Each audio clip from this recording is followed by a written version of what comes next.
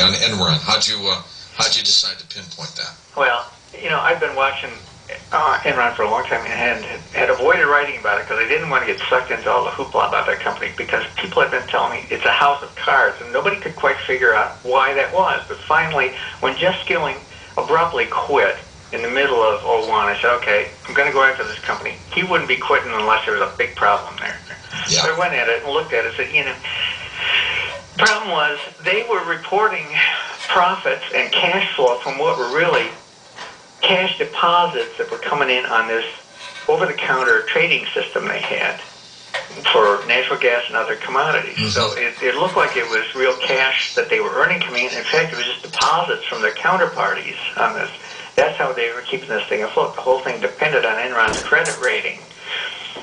But really, what Enron was, it was an uncreditworthy company dressed up as a bankable credit. That's huge scandal. So when I wrote this story about how they were basically manufacturing profits using mark-to-market accounting, which was, they were just pulling numbers out of the air and reporting profits, managing their earnings. I wrote this story, sent an annotated copy to the SEC, to a guy I know there, and 3 days later, it turns out, that's when the SEC began their investigation of Enron. I think because it was the stuff I specifically noted in this story that gave them plausible reason to investigate that company. It was when news of that investigation came out a couple of months later, that's when Enron's stock tanked, their credit ratings were wiped out, they went to junk bond rating, their credit dried up, and the whole thing was kaput within a matter of weeks. It was over. We'll come right back. Now we're going to open up the phone lines for you, James. We'll have everyone chat with you.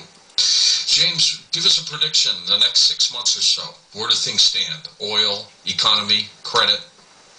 I think we're going to bump along here for a while, but I think the trend is going to be down for a while. I think things are still very weak. It's like a patient that's kind of in a coma here. Ultimately, things will recover, life will go on, but I think that the stakes here are very high. I think that at risk for the Russians is, and for the Chinese is, actual regime change of those governments. What's at risk for us is the loss of our status as the holder of the world's reserve currency.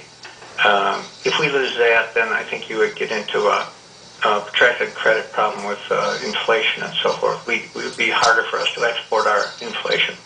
But I think we're going to win that battle. Can I make 2 quick points? Yes, One, just absolutely. To remind people, that's the 800 number for trying day. It's 1-800-556-2012.